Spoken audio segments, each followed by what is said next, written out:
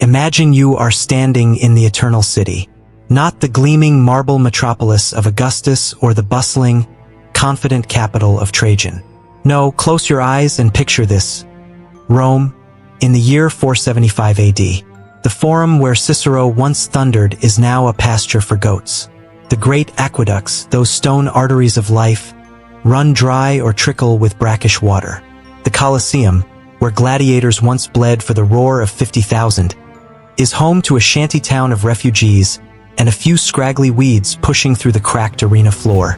The population has collapsed from over 1 million souls to perhaps 50,000, a village huddled in the ruins of a giant. This is the world of Romulus Augustulus, a boy emperor who would be forgotten, and Odoacer, a barbarian king who would accidentally invent medieval Europe. Their collision in 476 AD wasn't a thunderclap. It was the soft, final click of a lock closing on a 1,000-year empire. And yet, that click sent shockwaves through the next 1,500 years. To understand the astonishing fall, you must first forget the idea that Rome was murdered in a single night. It did not fall. It leaked away over generations, a slow, bureaucratic, military, and economic hemorrhage. For the US audience, think of it not as a 9/11, but as a decades-long Katrina followed by a perpetual Iraq war. Disaster after disaster, each one eroding faith in the system. The crisis began in earnest in the 3rd century AD, 50 emperors in 50 years, most dying with a blade in their guts. Then came the reforms of Diocletian and Constantine, which tried to freeze a melting civilization. They split the empire into two halves. The East, with its jewel capital of Constantinople, Istanbul today, rich, stable, Greek-speaking, and increasingly smug, and the West, with its capital not in Rome but in Ravenna, a swampy, fortress-like city on the Adriatic coast of Italy, easier to defend but spiritually hollow. The East was the brain and purse, the West was the aging, arthritic body. By the time our story begins in earnest in 470 AD, the Western Empire has already lost Britain, Spain to the Visigoths, North Africa, the breadbasket, to the Vandals under their terrifying King Gaiseric, and Gaul, modern France, is a patchwork of independent barbarian kingdoms who nominally pledge loyalty to the emperor but pay no taxes and follow no laws. The Roman army itself is a bizarre, ironic shadow of its former self. For centuries, the legions had been the ultimate machine, disciplined Roman citizen warriors. But now, the ranks are filled by foederati, tribes of Goths, Franks, Alans, and Suebi hired as mercenaries. They don't speak Latin. They don't worship the Roman gods or even the newer Christian orthodoxy in many cases. They follow their own Arian Christian bishops. And they know a secret. They hold the real power. The emperor is a figurehead, his name rubber-stamped by barbarian generals with unpronounceable names. Enter our first unlikely character, Flavius Orestes. His name is Roman, but his blood is not. Orestes was born in Pannonia, modern Hungary, the son of a Roman soldier and a barbarian mother. He rose through the ranks because he was smart, ruthless, and spoke both Latin and the Gothic tongue. He served as a diplomat and secretary to Attila the Hun himself, yes, that Attila, the scourge of God. Orestes watched Attila terrorize both halves of the empire, then watched Attila die of a nosebleed on his wedding night in 453. That was a lesson. Even the mightiest monsters bleed. Orestes returned to the Western Empire, now a veteran political operative. He saw that the current emperor Julius Nepos was a puppet placed by the Eastern Emperor in Constantinople. Orestes did what any ambitious man would do. He gathered an army of barbarian mercenaries, chiefly Syrians, Heruli, and a powerful tribe called the Torsalingi, and marched on Ravenna in 475 AD. Nepos fled without a fight to Dalmatia, where he sulked and claimed the title until his murder 5 years later. But Orestes had a problem. He could not be emperor himself. He was not a Roman aristocrat. He was a former Hunnic secretary with barbarian in-laws. So he needed a puppet. He needed a figure so innocuous, so young, so pliable that no one would object. He turned to his own son, a boy of perhaps 12 or 14 years old, with a magnificent ironic name, Romulus Augustulus. Romulus, the mythical founder of Rome. Augustulus, meaning Little Augustus or the Little Emperor. It was a joke of history, a tragicomic punchline. The last emperor of the West would be named after its founder, but diminished to a diminutive. The boy was proclaimed emperor on October 31st, 475 AD, probably without any real understanding of what was happening. He liked to play with toy soldiers. Now he had real ones. For 10 months, Romulus ruled from Ravenna, signing documents prepared by his father, appearing in the dusty palace for ceremonies that felt like funeral rites. Coins were minted with his face, a child's profile, soft and bewildered. But Orestes made a fatal mistake. The barbarian mercenaries who had put him in power demanded their payment. Standard operating procedure. When a general seizes the throne, he promises land, gold, and food to his soldiers. Orestes had promised them 1/3 of all the land in Italy. But Italy was already owned by Roman senators, bishops, and aristocrats. Orestes tried to negotiate, delay, haggle. He offered gold, but the barbarians didn't want gold that would run out. They wanted land, permanent homes for their families, a kingdom within a kingdom. Orestes refused, and in doing so, he signed his own death warrant. The leader of those mercenaries was the man who would become the true father of Europe, Odoacer. Now, Odoacer is one of the most astonishing, underrated figures in world history. We don't know exactly what he looked like, but Roman sources describe him as a man of medium height, with penetrating eyes, dressed in barbarian furs over Roman-style armor. He was the son of a Syrian chieftain named Decay, who had also served Attila. There is even a wild theory, debated by scholars, that Odoacer and Orestes might have known each other in Attila's court, two barbarian princes playing Roman games. Odoacer was not a stupid brute. He was a master of realpolitik. He saw that the Western Empire was a corpse, and that the title emperor meant nothing if you couldn't feed your army. He also saw that Constantinople, the Eastern Emperor Zeno, would not lift a finger to save the West. The East was too busy fighting its own theological wars, Monophysites versus Orthodox, a dispute over whether Christ had one nature or two, and dealing with an Isaurian general named Ilus who threatened Zeno's throne. The West was on its own. In August 476 AD, Odoacer's army of Syrians, Heruli, and Torsalingi, perhaps 10,000 to 15,000 men, a tiny force compared to the legions of Caesar, mutinied. They marched on Ravenna. Orestes panicked. He gathered what Roman troops he could, but most had already defected to Odoacer. The two armies met near Placentia, modern Piacenza, on August 28th. The battle lasted an afternoon. Orestes' forces were shattered. He fled, not to the impregnable marshes of Ravenna, but to the city of Pavia, hoping to rally a defense. He never made it. Odoacer's men cornered him in the cathedral of Pavia. Think of that, a Roman general slaughtered in God's house and cut him down. They say Orestes begged for mercy, reminding them that he had served with them under Attila. But the barbarians had long memories. They remembered his empty promises. He died on the marble floor, his blood mixing with the dust of relics. Now, only one thing stood between Odoacer and total control: a boy emperor in a palace. Odoacer marched on Ravenna. The city, surrounded by marshes, was famously impregnable. But only if you had a navy. Odoacer didn't need a navy. He had bribery. The gates of Ravenna were opened from within by the Roman garrison commander, who wisely realized that fighting was suicide. Romulus Augustulus, the last emperor of the West, was found in his chambers, perhaps playing with dice or reading a simple Latin primer. He was 14 years old, frightened and utterly irrelevant. Here is where Odoacer does something that still astonishes historians. He did not kill the boy. He did not torture him, parade him in chains, or impale his head on a spear as a warning. In an act of almost incomprehensible mercy for the brutal 5th century, Odoacer gave Romulus a pension of 6,000 gold solidi per year, a massive fortune, and sent him into exile. But not to a prison. To the Castellum Lucullanum, a luxurious fortified villa on the Bay of Naples, near the modern city of Sorrento. It had its own baths, gardens, and slaves. Romulus lived there for decades, probably founding a small monastery in his later years.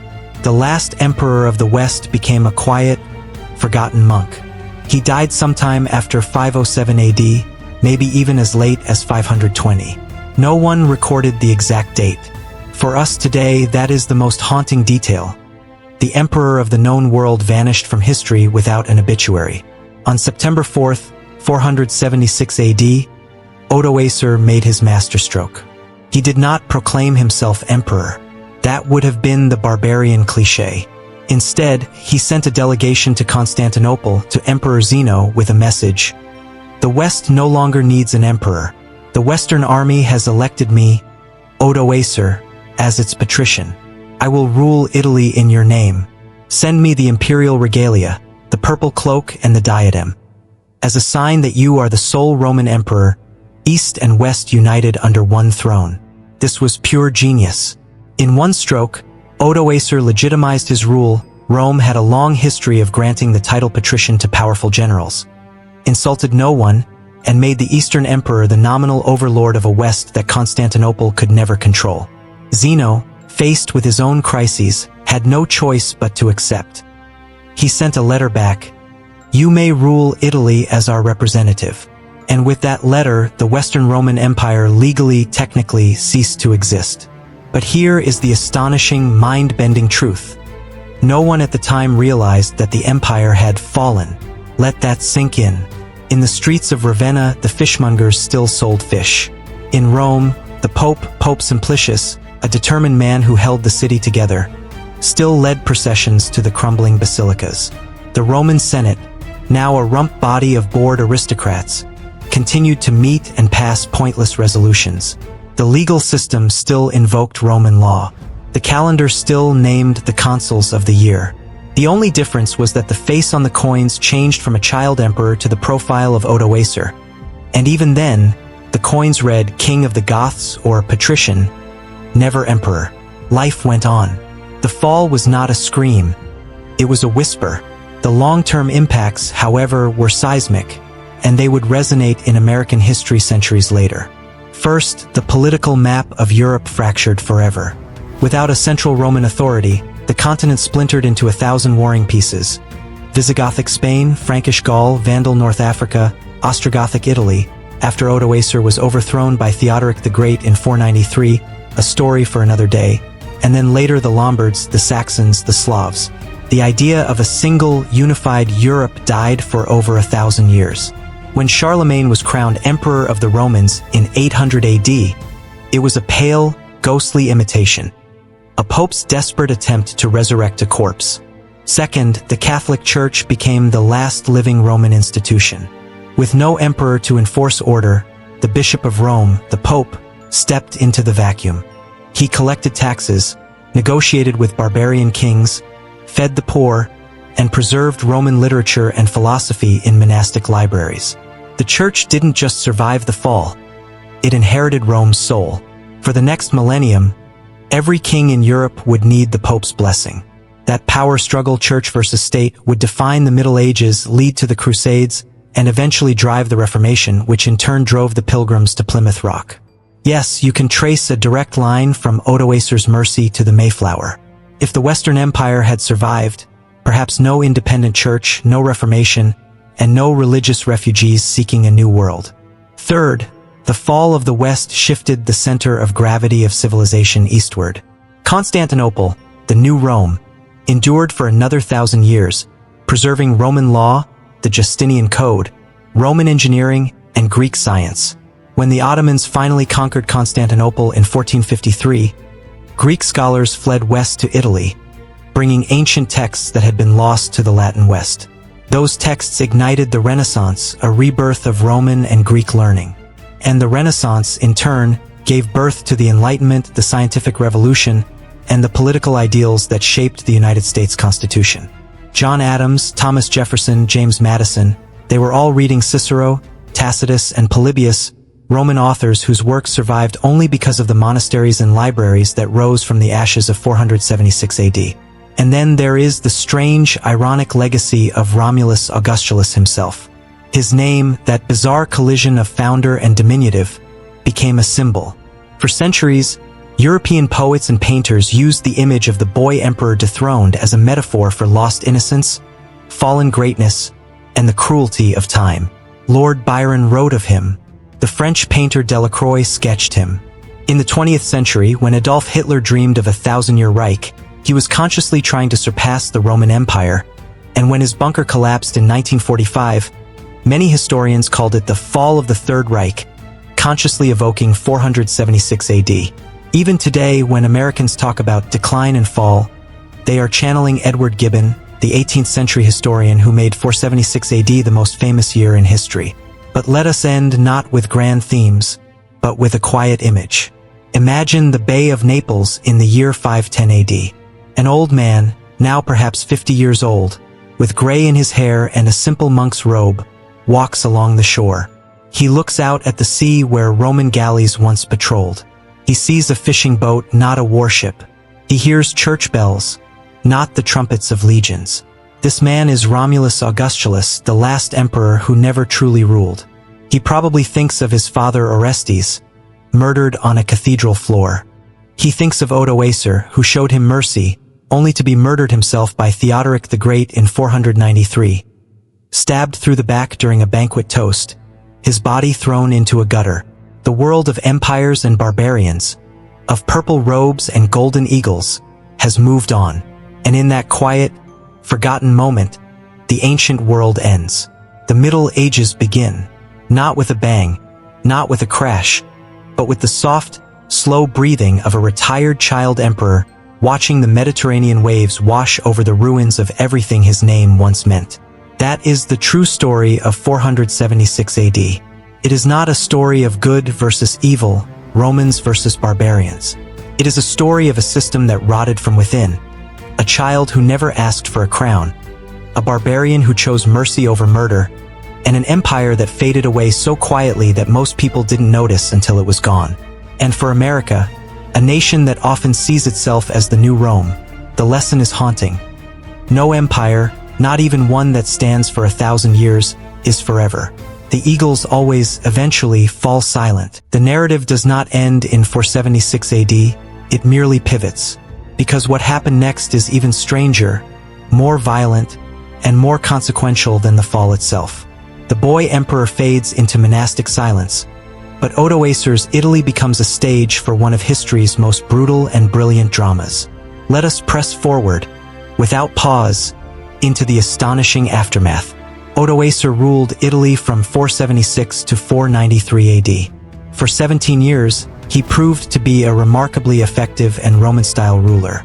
He kept the civil administration intact, the praetorian prefects still collected taxes, the urban prefects still managed the streets of Rome, the courts still applied Roman law. He even minted coins in the name of the Eastern Emperor Zeno, carefully maintaining the fiction that he was merely a viceroy. He repaired aqueducts, suppressed brigands, and negotiated with the troublesome Vandals in North Africa. The ordinary people of Italy, exhausted by decades of war, famine, and the breakdown of order, found Odoacer's rule stable and even just. He was, in many ways, the best emperor the West had seen in a century, precisely because he refused to call himself emperor. But Constantinople never fully trusted him. Emperor Zeno, perched in his golden city on the Bosporus, watched Odoacer's growing power with a serpent's eye. Zeno had a problem.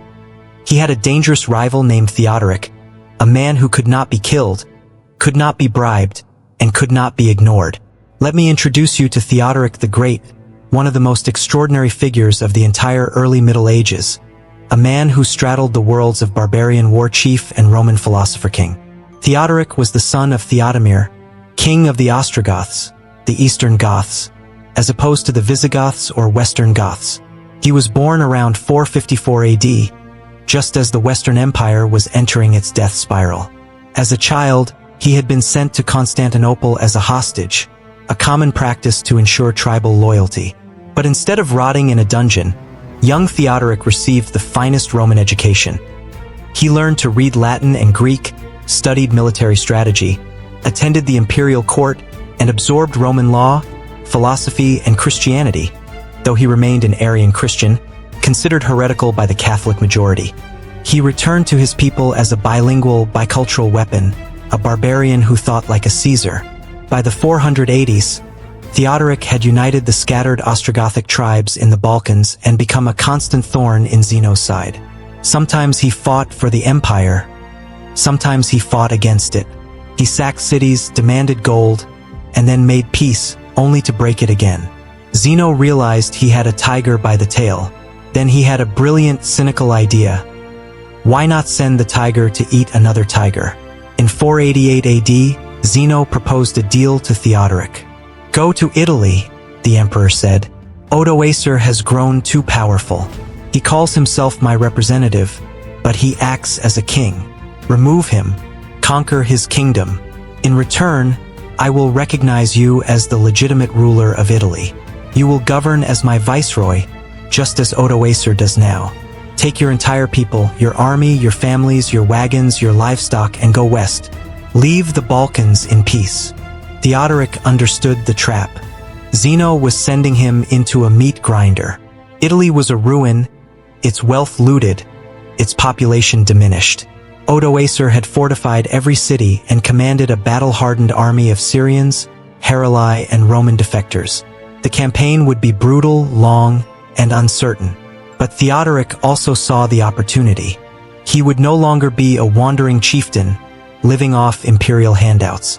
He would be a king, the undisputed master of the Italian peninsula, the heir to the Roman legacy. He accepted.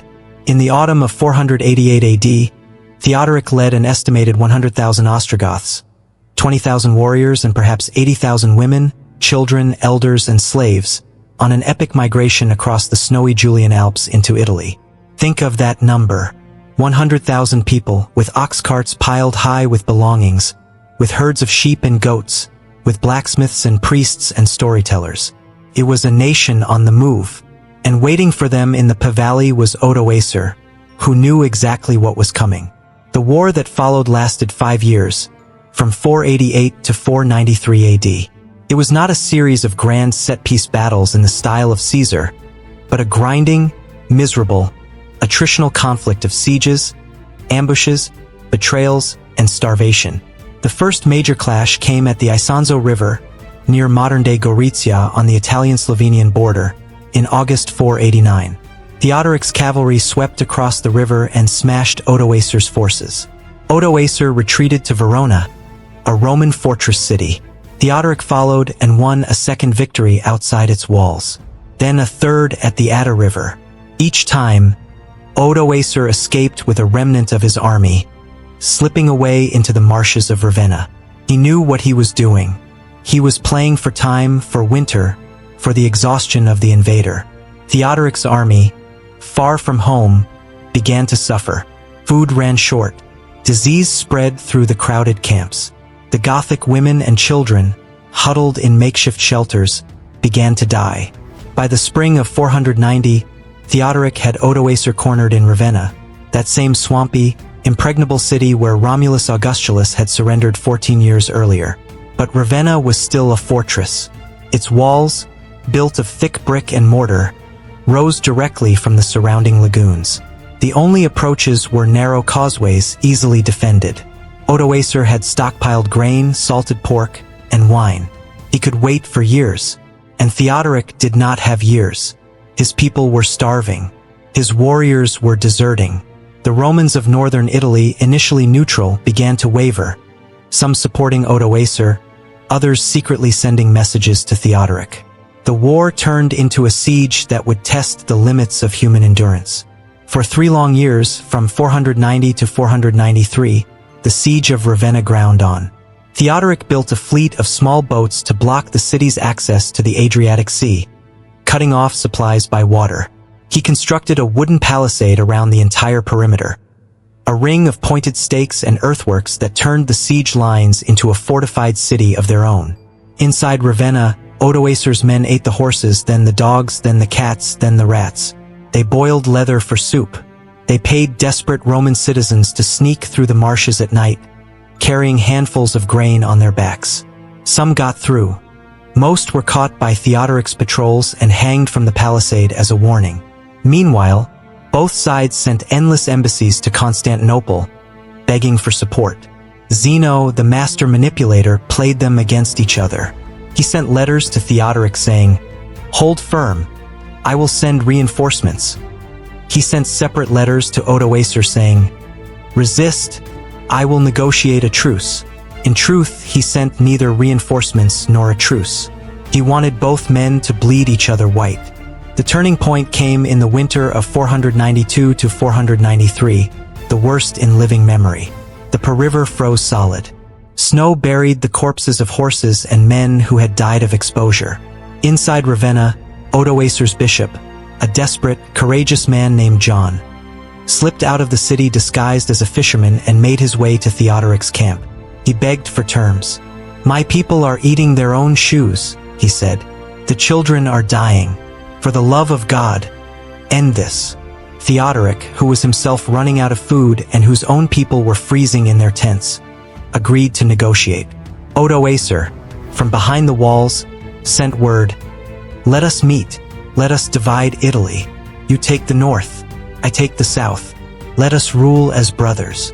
Theodoric pretended to agree, but he had no intention of sharing anything. On February 25th, 493 AD, the gates of Ravenna opened. The two armies stared at each other across the frozen causeway. Odoacer's gaunt, hollow-eyed survivors, Theodoric's ragged but still formidable Goths. Odoacer himself rode out, dressed in his best armor, a fur cloak over his shoulders, his expression unreadable. Theodoric rode forward to meet him. The two men, both veterans of Attila's world, both survivors of Constantinople's intrigues, both students of Roman power, greeted each other with elaborate courtesy. They embraced. They exchanged gifts. They swore oaths on the Bible. Though Odoacer was a Catholic and Theodoric an Arian, they both reverenced the same book. They agreed to a formal treaty: joint rule, equal authority, peace forever. Then they rode into Ravenna together, side by side, to feast. The feast took place on March 15th, 493 AD. The Ides of March, the very same date on which Julius Caesar had been assassinated 537 years earlier. The coincidence is so perfect, so chilling, that some historians suspect Theodoric chose the date deliberately. The banquet was held in the Palace of the Laurel Grove, a grand hall that still stands today, though heavily modified. Odoacer sat at the head of the table, confident that the war was over. Theodoric sat to his right. The tables groaned with food, fresh bread, roasted boar, fish from the Adriatic, wine from Campania, all the delicacies that Ravenna had hoarded during the siege. The guests drank deep. The tension eased. Laughter echoed off the mosaic walls. Then, at the height of the feast, Theodoric rose from his seat as if to offer a toast. He stepped behind Odoacer's chair, and in one sudden, violent motion, he drew a dagger from his sleeve and drove it into Odoacer's collarbone, severing the artery. The sources disagree on the exact words. Some say Odoacer cried out, "Where is God?" Others say he simply gasped, "Mercy." What we know for certain is that Odoacer's bodyguards, who were seated at a separate table, leaped to their feet, only to be cut down by Theodoric's men, who had hidden weapons beneath the benches. Within 2 minutes, Odoacer and his entire retinue were dead. Theodoric stepped over the body, his boots wet with blood, and announced to the stunned guests, "Thus God judges the man who broke his oath." This was rich, coming from a man who had just broken a sworn truce. Then he ordered Odoacer's wife and son brought before him. The son, a young man named Thela, was executed immediately. The wife was thrown into a prison where she later starved to death. Odoacer's body, according to one grisly source, was dismembered and displayed on spikes along the road to Rome. Theodoric the Great now ruled all of Italy. He would reign for 33 years, from 493 to 526 AD, and his rule is one of the most remarkable experiments in history. He did not destroy the Roman world. He tried to preserve it, but as a museum, a beautiful, functioning, but fundamentally frozen museum. Theodoric set up his capital in Ravenna, not Rome. He called himself Rex, king, to the Goths, but Patricius and Magister Militum, master of soldiers, to the Romans. He issued laws in the name of the Eastern Emperor, but he never once visited Constantinople or asked for permission. He restored the aqueducts of Rome, rebuilt the walls, drained the Pontine marshes, and commissioned magnificent buildings, including his own mausoleum in Ravenna, a strange, brooding structure made of limestone blocks from Istria, which still stands today. Visitors to Ravenna can walk into that tomb and stand in the circular chamber where a porphyry urn once held his ashes. The urn was looted long ago, but the room itself feels like a time capsule, heavy with the weight of a man who tried to be two things at once. Theodoric's most astonishing achievement was his policy of religious and ethnic coexistence. He ruled a kingdom of two peoples: the Ostrogoths, who were Arian Christians and held military power, and the Romans, who were Catholic Christians and held civil administration, learning, and wealth. Theodoric decreed that both groups would live under their own laws. Romans would be judged by Roman law by Roman judges in Latin. Goths would be judged by Gothic law by Gothic judges in the Gothic tongue. Intermarriage was discouraged but not forbidden. Gothic soldiers could not seize Roman property. Instead, they were assigned land rents, a third of the revenues from estates, leaving the Romans as landlords. For a generation, the system worked. Romans prospered. Goths remained loyal. Theodoric's court at Ravenna became a center of learning, attracting scholars like Boethius, a Roman philosopher, senator, and polymath who translated Aristotle's logic into Latin and wrote the Consolation of Philosophy while awaiting execution. And Cassiodorus, a Roman statesman who served Theodoric and later founded a monastery that copied and preserved hundreds of ancient manuscripts. Without Cassiodorus, half of what we know about Roman history would have been lost. But the peace was built on a lie. Theodoric was a barbarian, and the Roman aristocrats never truly accepted him. They whispered in their villas about the barbarian usurper. They sent secret letters to Constantinople, urging the Eastern Emperor to reconquer Italy. Theodoric knew this. He began to grow paranoid in his old age, and paranoia made him cruel. In 523 AD, he arrested and executed Boethius, his most brilliant Roman advisor, on trumped-up charges of treason. Boethius wrote the Consolation of Philosophy in his prison cell, a dialogue between himself and the Lady Philosophy, who tells him that true happiness comes not from power or wealth but from virtue and reason. It is one of the most influential works ever written. Thomas Aquinas quoted it, Chaucer translated it, and Queen Elizabeth I used it to steady her nerves during crises. But it could not save Boethius. He was beaten to death with a rope or beheaded, sources differ, and his father-in-law, the Senator Symmachus, was executed soon after. Theodoric also turned on the Catholic Church, imprisoning Pope John I for the crime of having visited Constantinople without permission. The Pope died in Ravenna's dungeons, probably of starvation and neglect. By the time Theodoric died in 526 AD, of dysentery perhaps or a kidney infection, his body failing him at last, he had sown the seeds of destruction.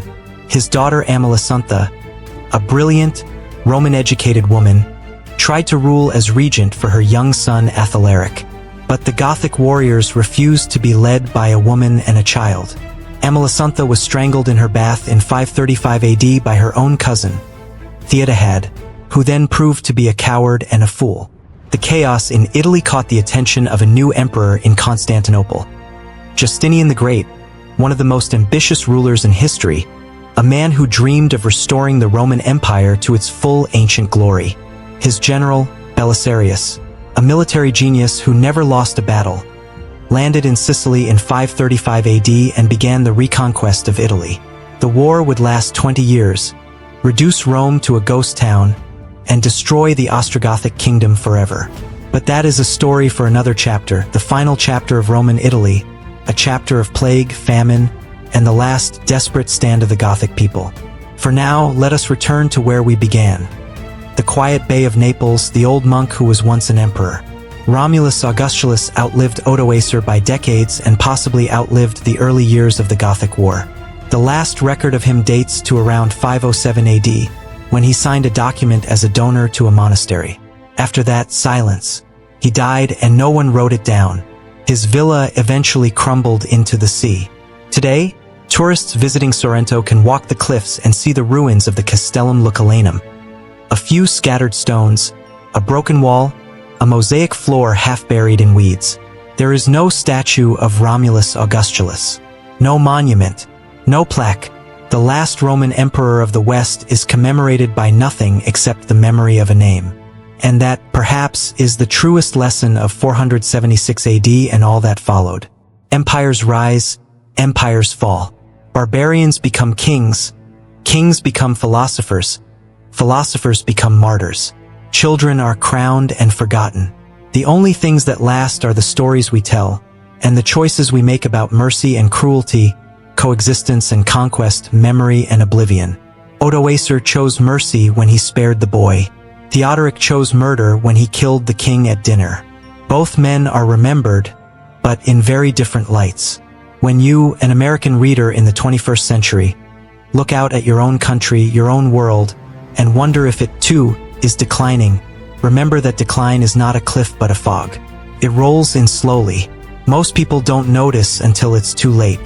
And then, sometimes, a child emperor goes quietly into the mist, and a barbarian king builds a tomb that lasts for 1500 years, and a philosopher writes a book in his prison cell that will be read as long as there are human beings who ask, why does suffering exist? The Roman Empire is gone, but its echoes are everywhere. In our laws, our languages, our cities, our churches, our wars, our dreams of order and justice. And somewhere, on a forgotten shore in southern Italy, the ghost of a boy emperor still watches the waves, still wonders what might have been, and still waits for the next chapter to begin. We must now travel east, to Constantinople, the city of the world's desire. The year is 527 AD. Theodoric the Great has been dead for less than a year. His fragile Gothic kingdom in Italy is already cracking under the weight of succession crises, Roman resentment, and the relentless ambition of a man who sits on the throne of the Caesars, not the faded, powerless throne of the West, but the living, breathing, gold-dripping throne of the East. His name is Flavius Petrus Sebaceus Justinianus. We call him Justinian the Great. He was born a peasant in the Balkan village of Teresium, probably around 482 AD, to a Latin-speaking family of Illyrian stock. His uncle, Justin, rose from pig farmer to emperor through sheer military competence and luck. Justinian, educated in Constantinople's finest schools, inherited the throne when his uncle died. He was short, round-faced, with ruddy cheeks and receding hair. He never slept more than a few hours a night. He worked like a demon, and he had a dream, Renovatio Imperii, the restoration of the empire. Justinian believed, with the fervor of a prophet, that the Roman Empire should be one again. Not just the East, not just the rump of the Balkans and Anatolia, but the entire ancient patrimony, Italy, North Africa, Spain, even Gaul and Britain. He wanted to sail Roman ships into the Atlantic. He wanted to rebuild the Colosseum. He wanted to sit in the Senate of Rome, in person, and hear senators cheer his name in Latin. The fact that the Western Empire had legally ceased to exist in 476 AD meant nothing to him. Legality was a tool, not a barrier. He had the army, the treasury, and the most brilliant wife in history, Theodora. If you do not know Theodora, you have not understood the 6th century. She was the daughter of a bearkeeper at the Hippodrome of Constantinople. She had been an actress, which at that time was a polite synonym for courtesan. She had performed in bawdy comedies, maybe even on stage in ways that would make a modern audience blush. She had traveled to North Africa as a sex worker, survived a shipwreck, returned to Constantinople, caught the eye of the young Justinian, and convinced him to marry her against the law. The emperor had forbidden senators from marrying actresses. Justinian changed the law. Theodora became co-empress, and she was not a figurehead. She attended council meetings in full purple robes. She met with foreign ambassadors. She made theological decisions. And when the Nika riots of 532 AD, a massive citywide rebellion that nearly toppled Justinian's throne, erupted, with the mob burning half of Constantinople and chanting for a new emperor, Justinian panicked. He ordered his ships prepared for flight. Theodora stood up in the palace council and delivered a speech that is still studied in military academies. She said, "I do not care whether it is proper for a woman to give brave counsel to frightened men. Those who have worn the crown should never survive its loss. I agree with the ancient saying, 'Purple makes a fine winding sheet.'" She refused to flee. Justinian, shamed into courage, ordered his generals Belisarius and Mundus into the hippodrome. They slaughtered 30,000 rioters in one afternoon. The throne held. That was Theodora. That was Justinian's partner. With her at his side, and with Belisarius, perhaps the greatest general between Julius Caesar and Napoleon, commanding his armies, Justinian launched his great reconquest. He started with North Africa. In 533 AD, Belisarius landed on the coast of modern Tunisia with 15,000 men, 10,000 infantry, 5,000 cavalry, and a contingent of Hunnic horse archers. The Vandal kingdom, which had ruled North Africa since the days of Gaiseric, had grown soft and decadent. King Gelimer was a usurper who had blinded his cousin and alienated his nobles. Belisarius defeated him in 2 battles, Ad Decimum and Tricameron. The entire Vandal kingdom fell in less than a year. Belisarius returned to Constantinople with the spoils of Carthage, gold, silver, temple vessels looted from Rome a century earlier, and the Vandal royal treasury. He paraded Gelimer in chains through the hippodrome. Gelimer did not grovel. According to a witness, he muttered a line from Ecclesiastes, "Vanity of vanities, all is vanity." Justinian, moved by the king's dignity, spared his life and gave him estates in Galatia. But the message was clear: Rome was back. Now came Italy, the prize, the heart, the wound that would not heal. In 535 AD, Justinian ordered Belisarius to invade Sicily, the granary of Italy and the gateway to the peninsula. He gave Belisarius a small force, 7,500 men, mostly barbarian mercenaries, Huns, Isaurians, and Heruli, plus a few thousand Roman regulars. Belisarius protested, "Lord, the Ostrogoths have 20,000 warriors in Italy, and Theodahad is a fool, but a fool with fortresses." Justinian waved his hand. "Theodahad has already alienated his own nobles. Strike now, strike fast." Belisarius obeyed. He landed in Sicily, and the island surrendered without a fight. The Sicilian Greeks hated their Gothic overlords. They opened the gates of Palermo, Syracuse, and Catania. By the autumn of 535, all of Sicily was Roman again. Theodahad, the Gothic king, panicked. He had no military experience. He had spent his life reading Plato and tending his gardens. When Belisarius crossed the Strait of Messina into southern Italy in 536, Theodahad offered to abdicate. The Gothic nobles, furious, summoned a council and elected a new king, Witiges, a seasoned warrior who had fought under Theodoric. Witiges did the sensible thing. He abandoned Rome. Yes, read that again. The Gothic king abandoned the city of Rome and retreated to Ravenna, where he could organize a defense. He left a small garrison in Rome, but when Belisarius approached the city in December 536, the Roman citizens opened the gates. For the first time in 60 years, a Roman army marched into Rome under a Roman emperor's banner. Belisarius entered through the Porta Asinaria, riding a white horse, his armor gleaming, his purple cloak streaming in the cold wind. The people of Rome, what was left of them, perhaps 30,000 souls, lined the streets and wept. They threw flowers. They shouted, "Blessed is he who comes in the name of the Lord." They had not seen a Roman general in their city since the fall. It was, by all accounts, the most emotional moment of the entire Reconquest. But the joy lasted exactly one day. Witiges, from Ravenna, gathered an army of perhaps 30,000 Goths and marched south. He was not going to let Rome go without a fight. He arrived before the walls in February 537 and began one of the most famous sieges in military history. The siege of Rome lasted 374 days. Witiges cut the aqueducts, 14 ancient channels that brought water from the hills into the city. Without aqueducts, the baths stopped working, the fountains dried up, the mills that ground grain could not turn. Belisarius ordered floating mills built on the Tiber River, but the Goths clogged the river with dead animals and rubble. The Romans ate bread made from chickpeas and moldy grain. They boiled hides for glue and ate the glue. Belisarius sent desperate messages to Constantinople. "Send grain, send gold, send men. If you do not come, Rome falls." Justinian, distracted by a Persian war on the eastern frontier, sent a trickle of supplies. just enough to keep Belisarius alive, not enough to lift the siege. What followed was a year of small horrors and occasional heroics. Belisarius, outnumbered 4-1, sallied out of the gates again and again, leading cavalry charges that scattered the Gothic camps.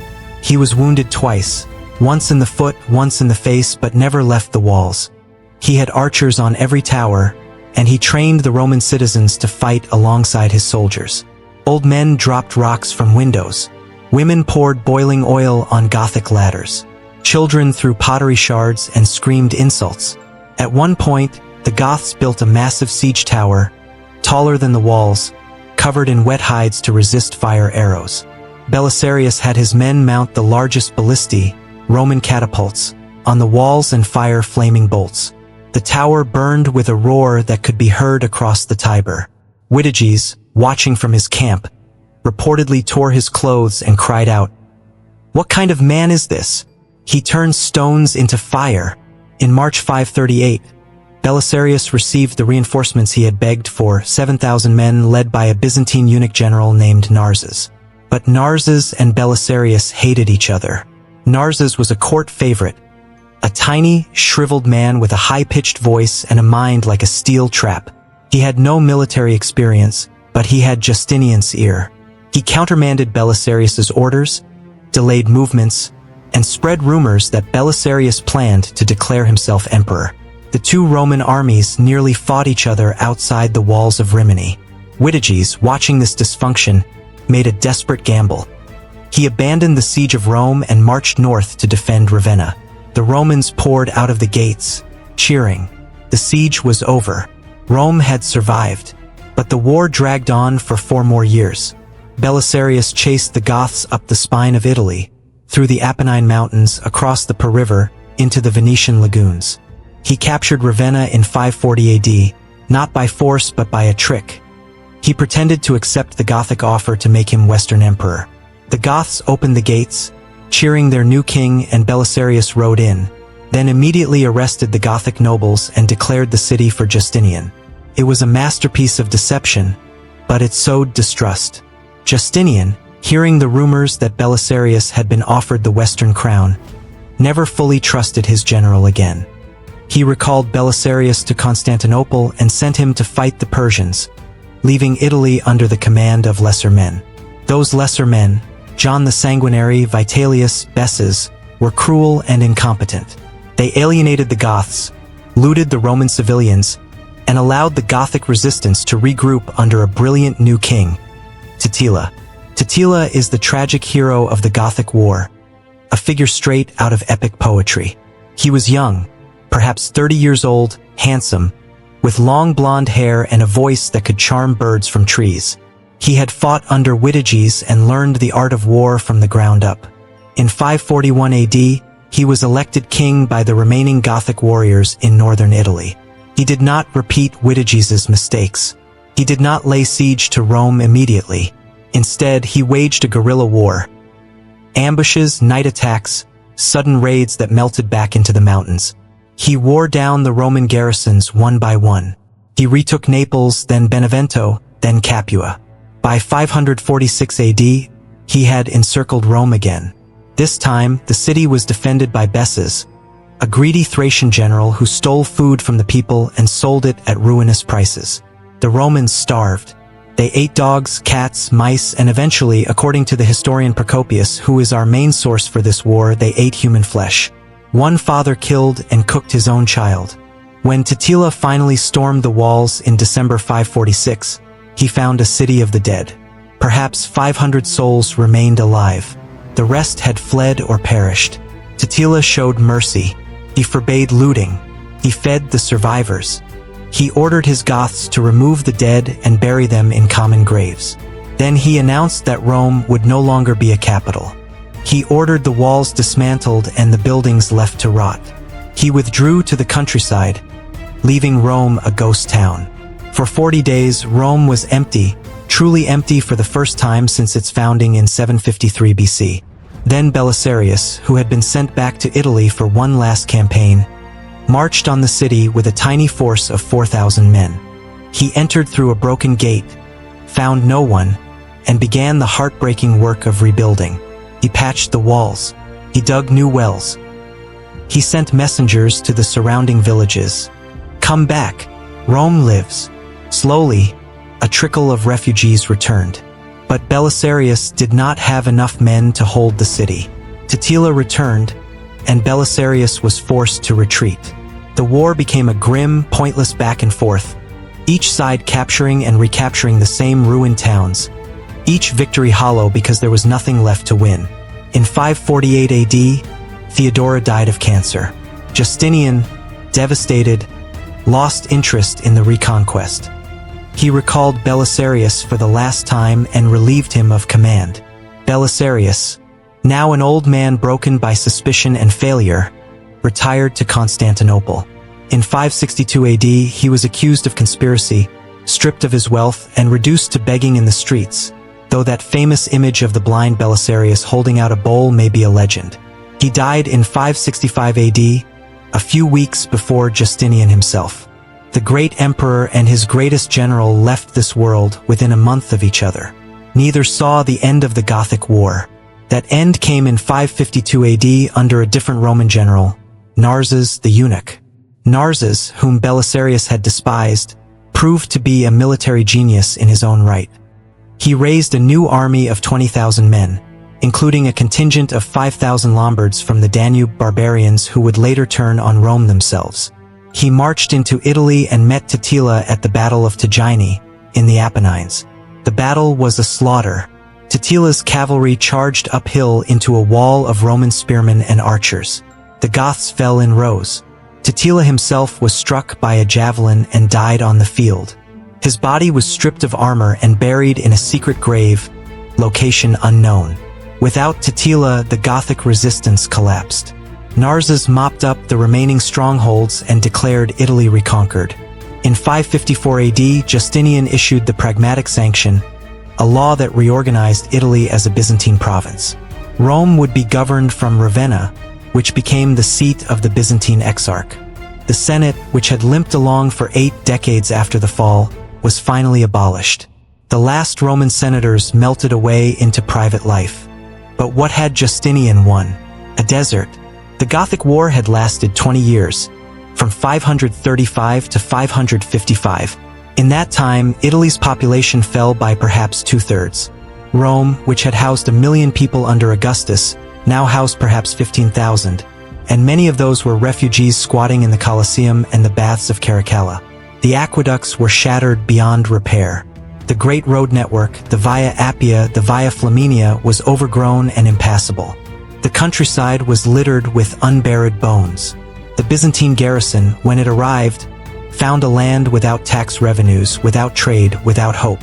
Justinian's restoration had cost an estimated 300,000 pounds of gold, the entire treasury of the Eastern Empire, and had produced a province that could not pay for its own administration.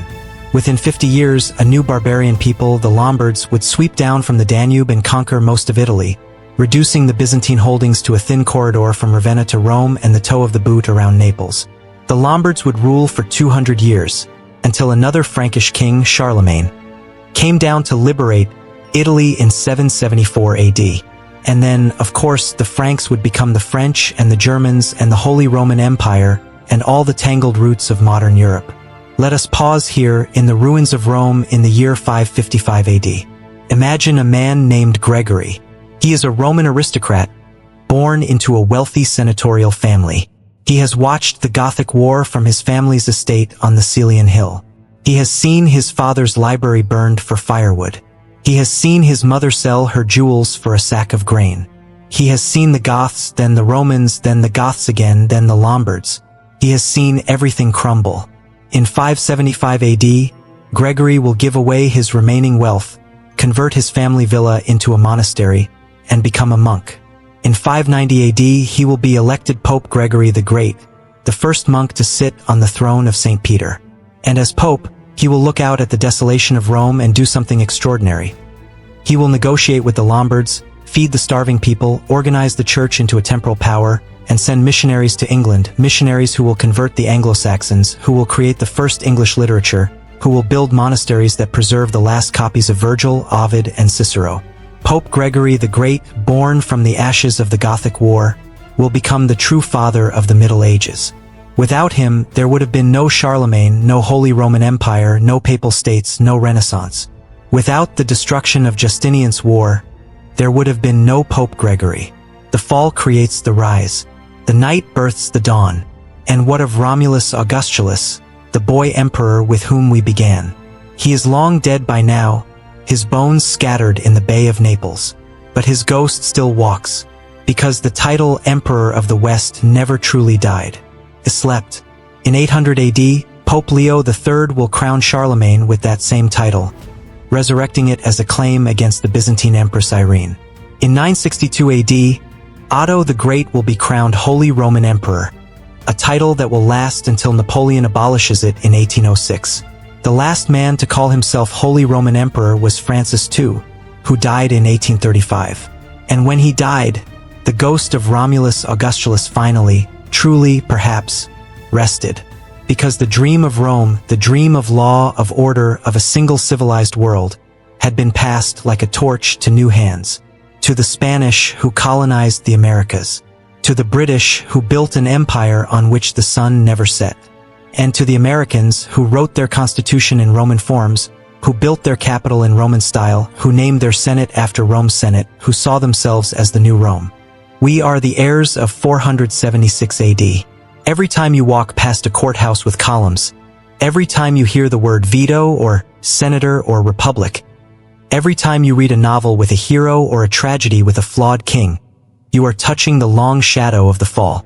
The Roman Empire fell, but it fell into us, and the story is not over.